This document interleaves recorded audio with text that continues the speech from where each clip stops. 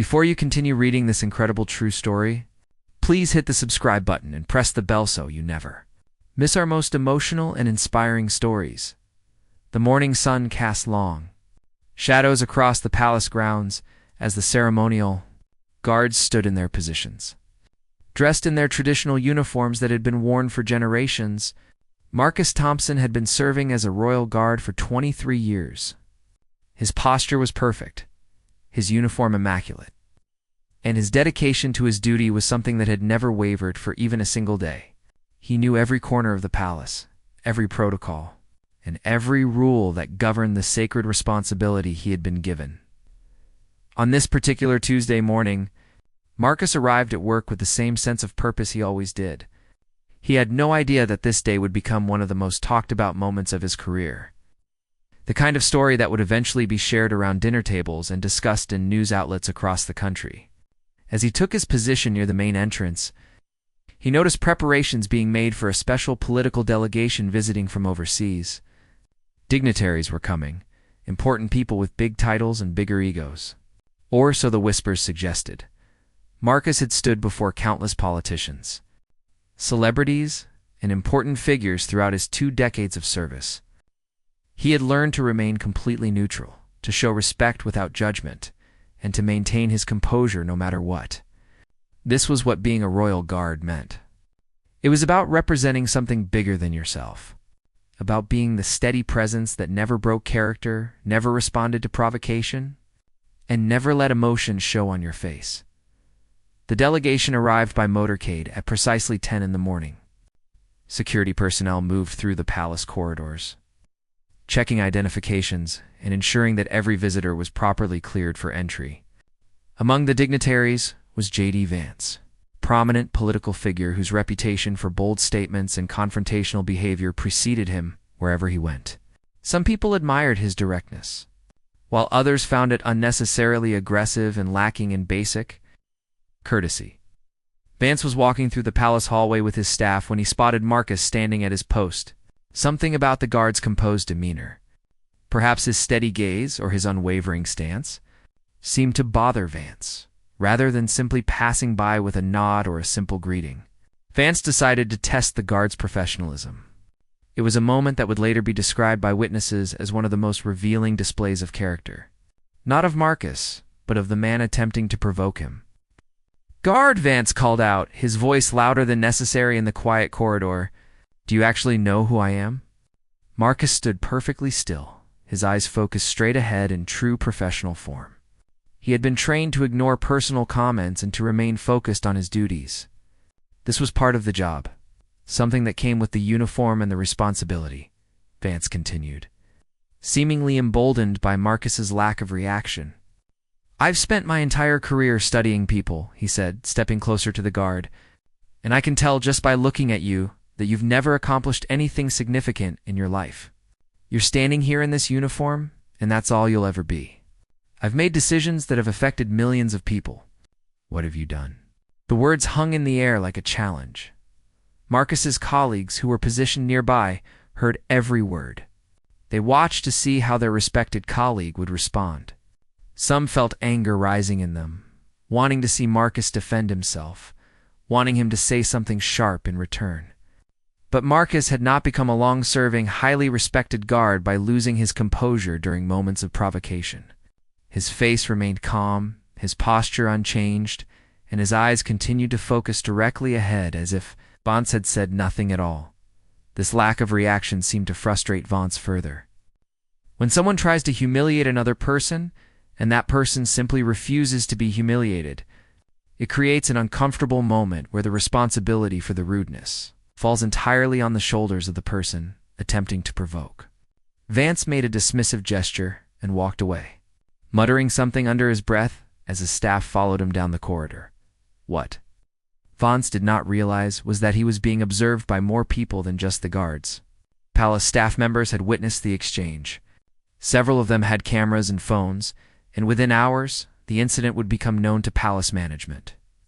But more importantly, Vance did not understand that his attempt to humiliate Marcus would reveal far more about himself than about the guard he was trying to demean. The afternoon continued as normal for Marcus. He completed his duties with the same professionalism he always showed. He did not speak about the encounter with his colleagues immediately, though they offered him sympathetic looks. He simply remained focused on his responsibilities. The palace was a place where dignity mattered, where respect was paramount, and where actions had consequences, even for important visitors. By evening, the story of what had happened began to spread. Not in the way that office gossip spreads, with embellishments and exaggerations, but as a simple factual account of what had transpired. A prominent political figure had attempted to belittle a dedicated public servant, and the public servant had responded with grace and professional dignity. This contrast was about to become the focal point of an incredible turn of events that nobody could have predicted. The story of what happened in the palace corridor spread like wildfire through social media platforms that evening. A video clip had been recorded by one of the palace staff members who happened to be nearby when Vance made his cutting remarks to Marcus. The footage was brief but powerful. It showed Vance's face filled with what appeared to be contempt, his finger pointing dismissively, and Marcus standing in absolute stillness, his face showing no reaction whatsoever. The contrast was striking. It's almost cinematic in the way it illustrated two completely different approaches to handling conflict. Within 2 hours, the video had been shared thousands of times. Comments began pouring in from people all over the world. Some criticized Vance for his unprofessional and rude behavior towards someone simply doing their job. Others praised Marcus for his composure and dignity in the face of unnecessary provocation. News outlets began picking up the story, analyzing the incident from different angles. What had started as a brief, private moment in a palace corridor was now a matter of public discourse. Marcus first learned about the video, becoming viral when one of his fellow guards showed him his phone. His reaction was one of genuine surprise, mixed with some concern. He had not expected this quiet moment to become such a public matter. Throughout his career, he had always valued his privacy and had conducted himself with the understanding that his role was to serve, without seeking recognition or attention. The idea that millions of people were now watching him stand silently while being insulted was surreal and somewhat uncomfortable for him. Palace officials began making statements about the incident. They emphasized that all visitors, regardless of their status, were expected to treat palace staff members with basic respect and professional courtesy. They did not name Vance directly in their official statements, but it was clear who they were referring to. The palace's reputation for maintaining high standards of conduct meant that this violation could not be ignored or brushed aside.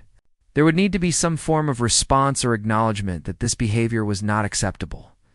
News reporters started reaching out to Marcus, requesting interviews about what had happened. At first, he declined politely. He did not feel comfortable speaking to the press or making this situation about himself. What he wanted was to simply return to his duties and move forward. However, his supervisors encouraged him to consider speaking with the media, as his perspective on the incident could help shape the conversation and demonstrate that he was not someone who could be easily damaged or diminished by another person's cruelty.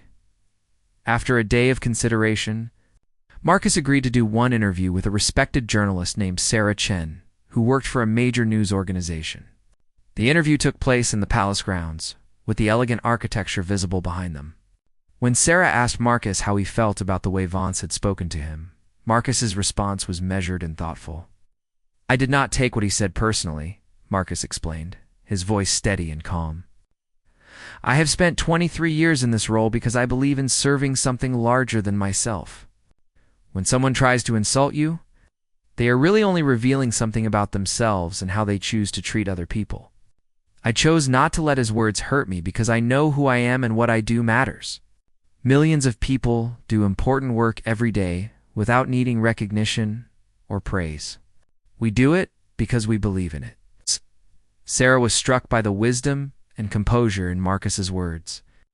She pressed further, asking if he thought Vance would face any consequences for his behavior. Marcus paused before answering, clearly choosing his words carefully. "I am not interested in seeing anyone punished," he said. "What I hope is that this moment becomes a reminder to all of us about treating each other with respect.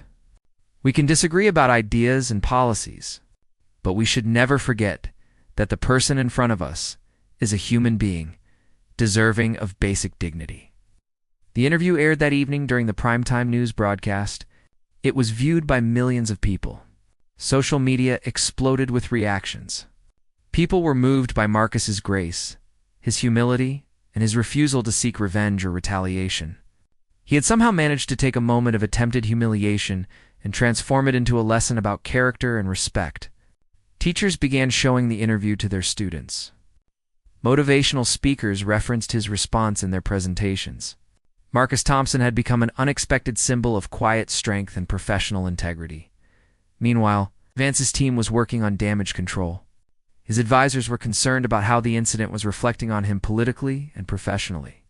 Initial statements from his camp suggested that the interaction had been taken out of context or misrepresented by media coverage. However, with video footage clearly showing what happened, these defenses fell apart quickly. The more Vance's team tried to spin the story, the worse it made the situation look. The public was watching, and they could see for themselves exactly what had occurred within days. News began to emerge that Vance was facing pressure from colleagues and even from within his own political circles to make some kind of apology or acknowledgement of his behavior. Some questioned whether his treatment of palace staff revealed a troubling pattern of how he approached interactions with people he considered beneath his station. The incident was becoming less about what happened in a corridor and more about larger questions regarding character, empathy, and the kind of person that Vance was. Marcus continued with his duties as if nothing had changed. He showed up to work each day, performed his responsibilities with the same dedication he always had, and maintained his professional demeanor. However, his colleagues treated him differently now. There was a new respect, recognition that he had handled an extremely difficult situation with grace that most people could only admire. The palace staff organized a small gathering to celebrate Marcus and to express their support for him during this unusual period of public attention. A week had passed since the incident first became public, and the pressure on Vance was intensifying from all directions. Major news organizations were conducting deeper investigations into his past behavior, looking for patterns of similar conduct toward people in service positions or those he perceived as less powerful than himself. Journalists discovered several accounts from former staff members who described similar experiences of being spoken to disrespectfully by Vance. The story was growing beyond just one moment in a palace corridor. Political commentators and analysts began discussing the incident on television programs and podcasts. Some defended Vance, arguing that he had simply been making a pointed political statement or that the reaction was overblown. However, these defenses seemed hollow when weighed against the clear video evidence and the dignified response that Marcus had given. The general consensus among the public appeared to shift firmly in Marcus's favor. People were tired of public figures treating service workers as if they were invisible or unworthy of basic respect. Celebrity and public figures began weighing in on the situation. Some high-profile individuals posted supportive messages about Marcus on social media, praising his character and his professionalism. One famous actor who had been a guest at the palace before posted a lengthy message about his own interactions with palace guards, describing them as some of the most professional and respectful people he had ever encountered. The narrative was becoming clear to everyone watching. Marcus represented the best of human character, while Vance's actions represented something people found increasingly difficult to defend. Back at the palace, Marcus received an invitation to meet with the palace director and the head of security. He sat down in a formal conference room, wondering what this meeting was about. The director began by thanking Marcus for his professionalism and for the way he had represented the palace during this difficult period. He then explained that Marcus was being offered a special commendation and a significant promotion. He would be moved into a position of higher authority and responsibility, overseeing training for new guards and helping to set standards for palace security protocols. Marcus was deeply moved by this recognition, but he was also humble about it. He expressed his gratitude but made it clear that he had simply been doing his job the way he always did. The promotion was not something he had sought or expected. What mattered to him was that his years of dedicated service were being acknowledged. He accepted the position with the understanding that it would allow him to mentor younger guards, and instill in them the same values of professionalism and dignity that he had maintained throughout his own career. The news of Marcus's promotion spread through the palace and beyond. It was seen by many as the palace's formal statement about what it valued in its employees, and how it stood behind those who conducted themselves with integrity. Vance, meanwhile, was facing continued criticism and isolation. Some of his political allies began distancing themselves from him, concerned that his actions were damaging his credibility and potentially affecting them by association. 3 weeks after the initial incident, news broke that Vance had requested a private meeting with Marcus at the palace. Security personnel were surprised by this development, and they informed Marcus about the request, leaving the decision entirely up to him. Marcus could have refused, could have declined any face-to-face interaction with the man who had tried to humiliate him. However, he chose to accept the meeting. He wanted to see if perhaps Vance had come to understand the impact of his words and wanted to address it directly. The meeting took place in a private room within the palace. Vance entered alone, without his staff or advisors. He looked different than he had in the palace corridor weeks before. The confident swagger was gone, replaced by a kind of uncertainty and what appeared to be genuine discomfort. He sat down across from Marcus and took a moment before speaking. When he finally did, his voice was quieter and less commanding than it had been during the incident. Vance began by acknowledging that he had been wrong. He said that watching the video and reading the responses from people all over the world had forced him to reflect on his own behavior and the way he sometimes treated people he perceived as less important than himself. He admitted that this was not the first time he had spoken to service workers disrespectfully, and he was ashamed of that pattern. He explained that his focus on political achievement and his belief in his own importance had caused him to lose sight of the basic humanity in everyone around him. What surprised Marcus was the apparent sincerity in Vance's words.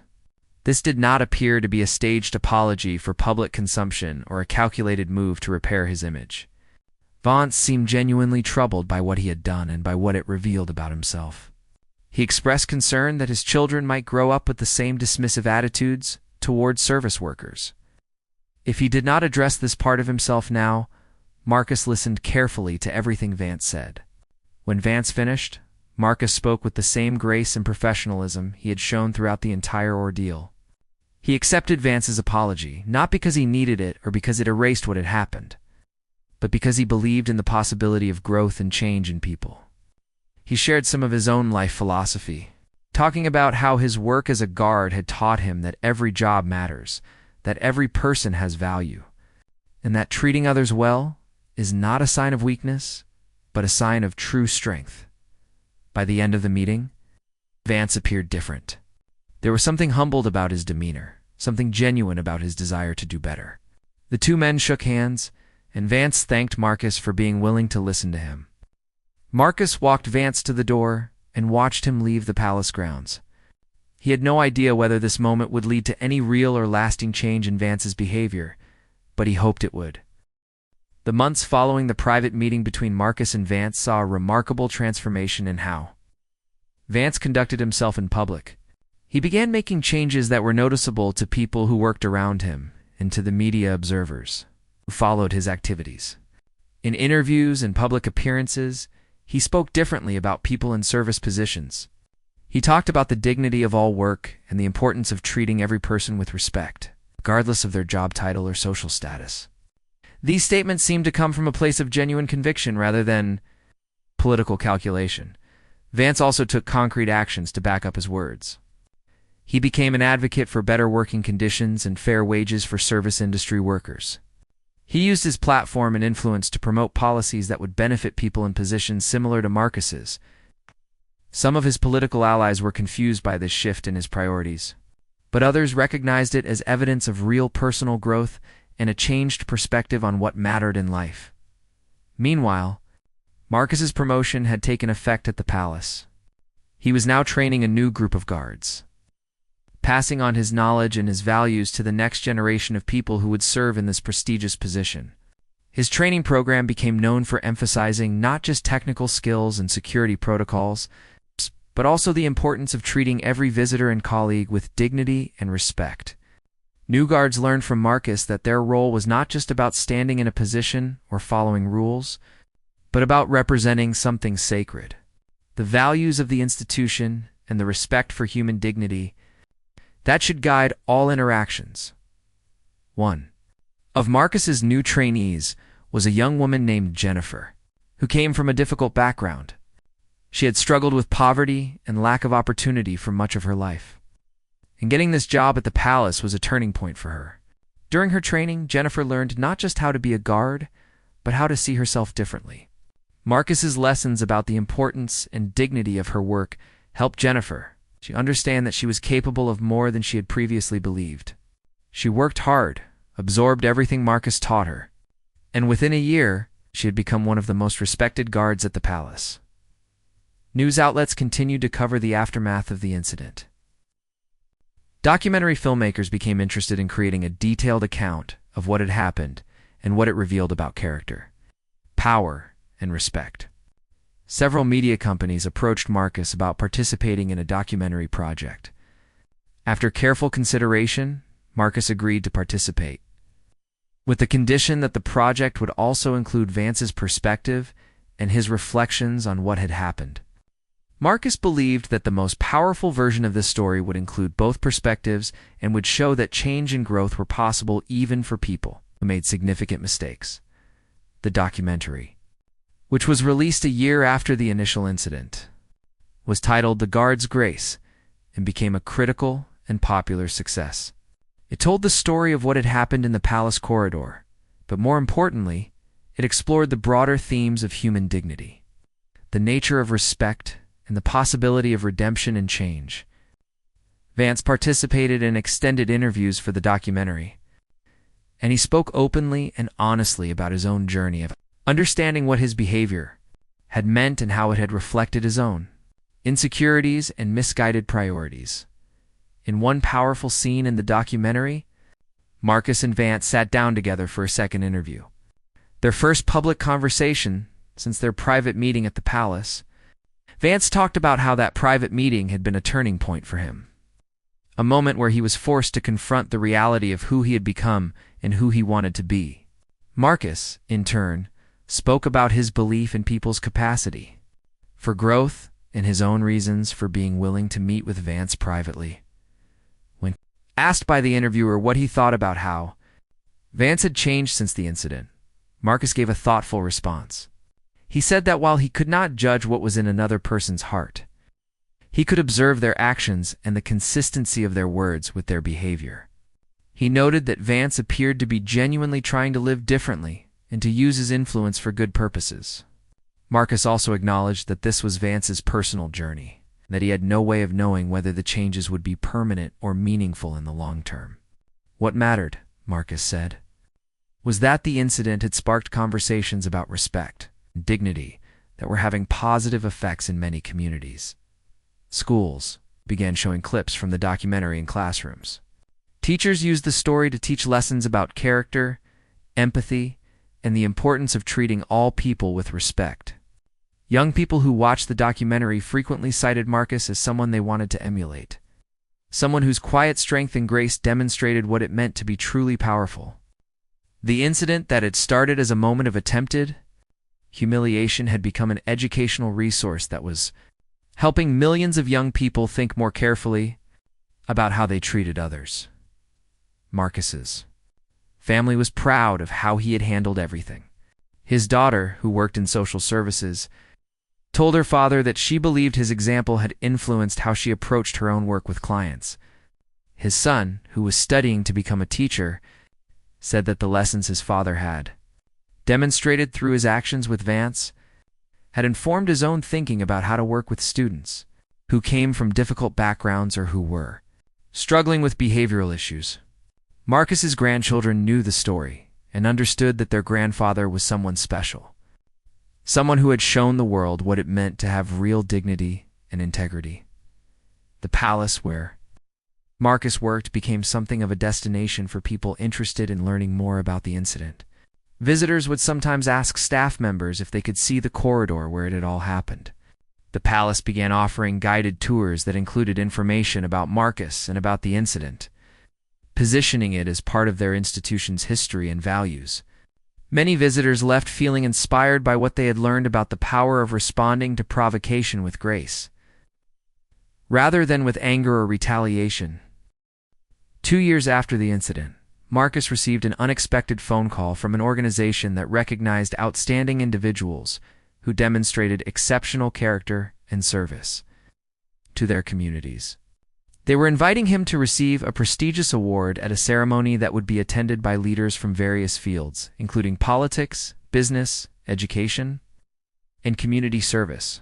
Marcus was humble about the recognition, but he accepted the invitation because he understood that it was not really about him as an individual, but about the values that his actions had represented to so many people. The award ceremony took place at a grand venue in the nation's capital. Hundreds of people attended, including many who had been touched by Marcus's story or who worked in service professions themselves.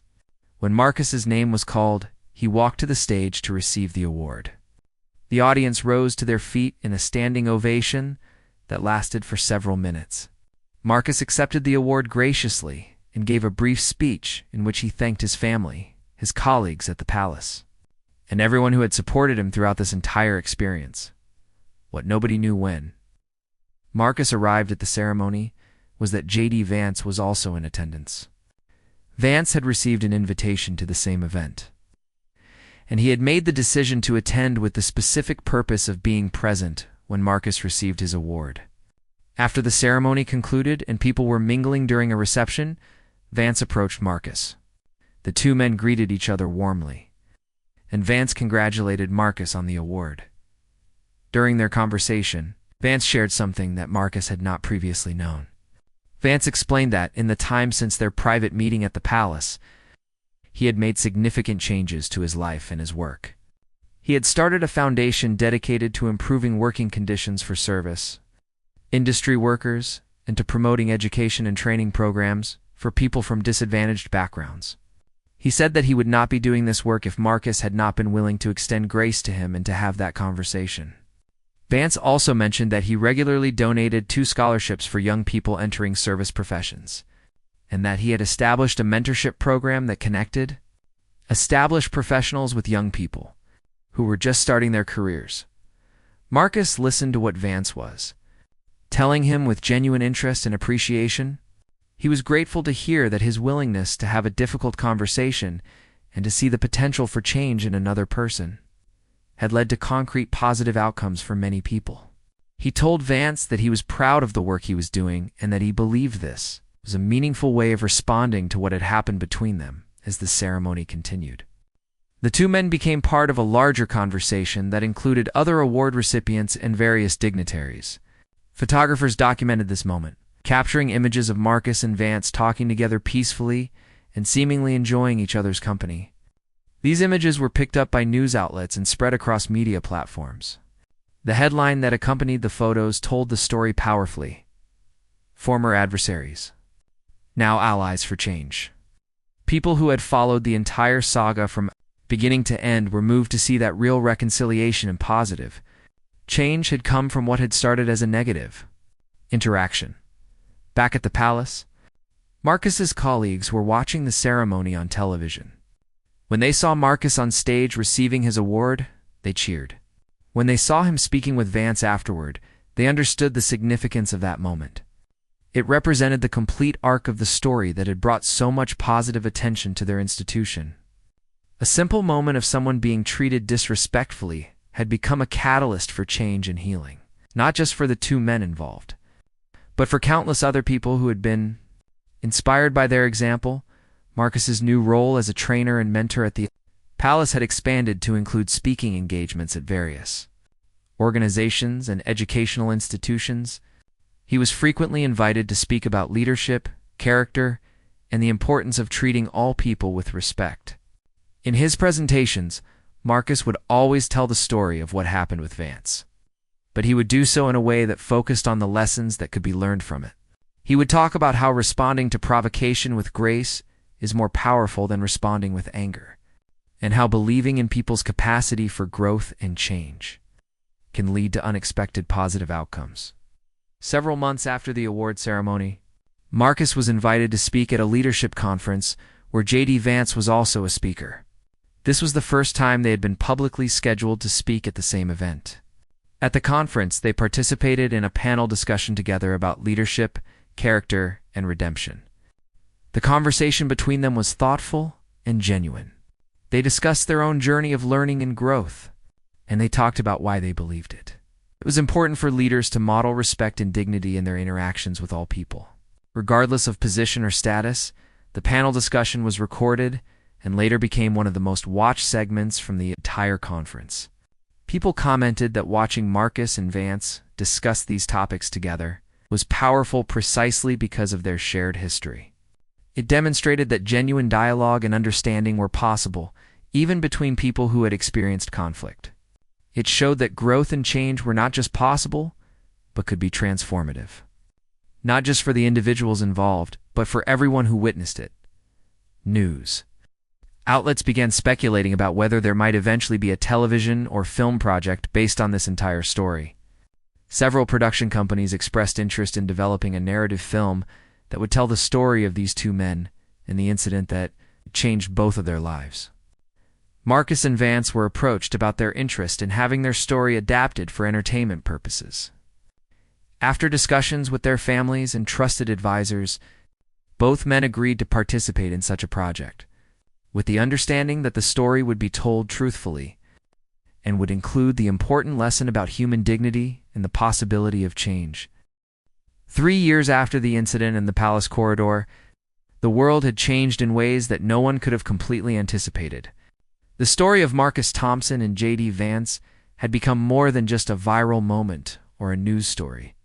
It had evolved into something that transcended the specific individuals involved and had become a cultural touchstone for conversations about respect, dignity, the human capacity for growth and redemption.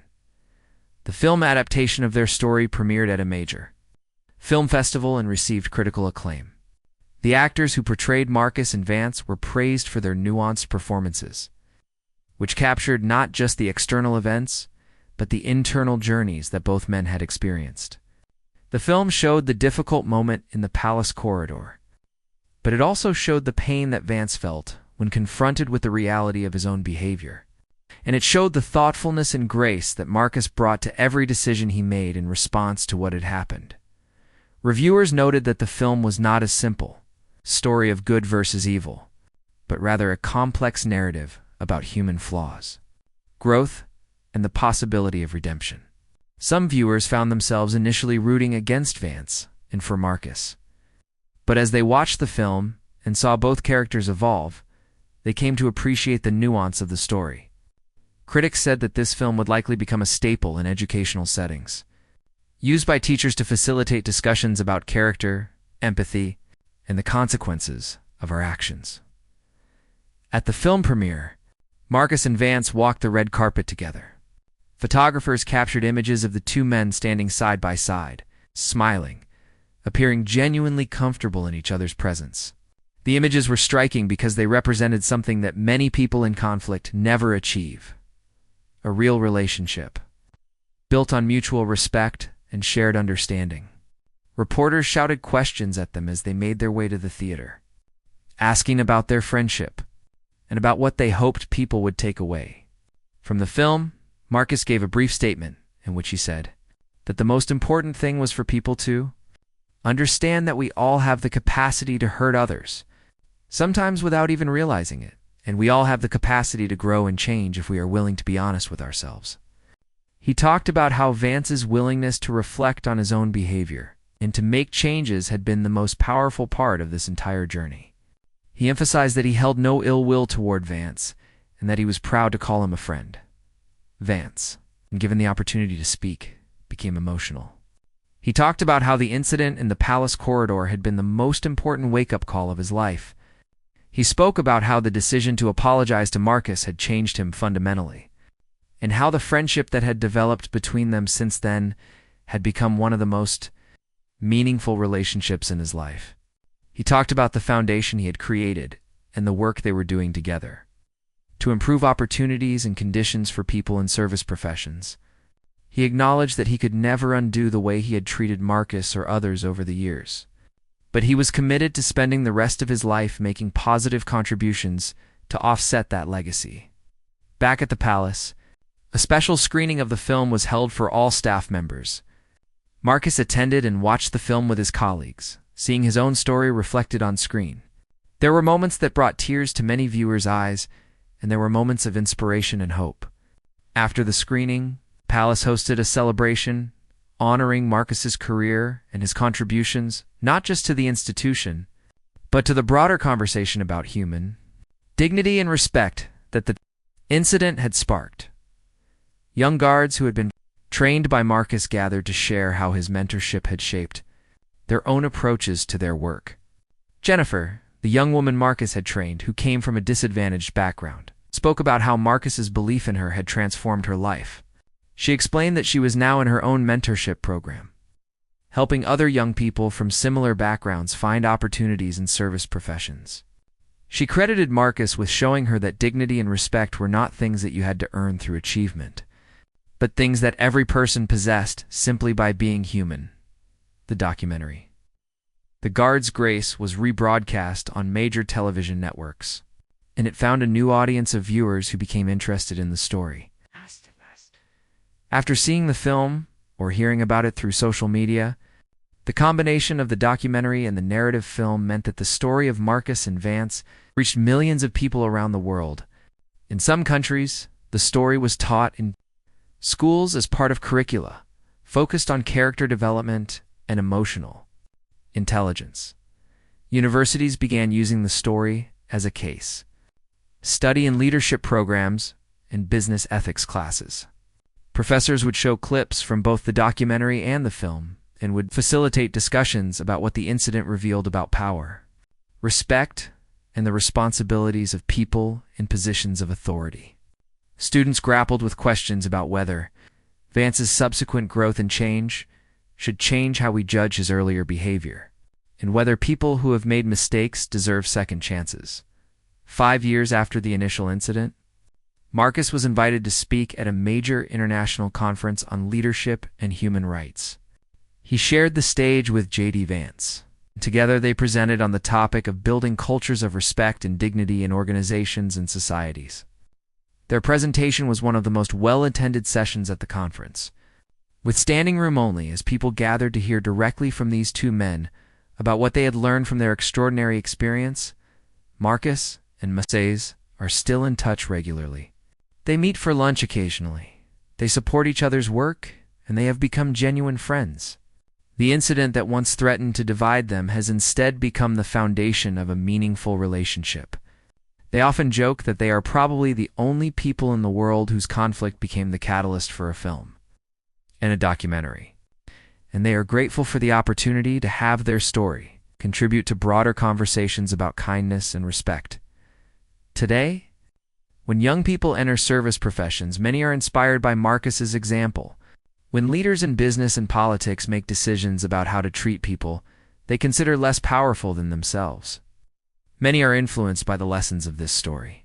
The palace corridor where it all happened remains a meaningful place, a reminder that sometimes the most important moments in life happen in ordinary settings, and that how we choose to respond to injustice or provocation defines who we really are. The real legacy of what happened between Marcus and J.D. Vance is not about one man humbling another, but about the possibility of transformation and growth that exists within all of us. It is a reminder that dignity cannot be taken away by anyone. That respect is something we give to others as a reflection of our own character, and that the most powerful comeback is not one where someone proves they were right all along, but one where both people involved recognize their shared humanity and commit to treating each other and everyone else with the grace and respect that every person deserves.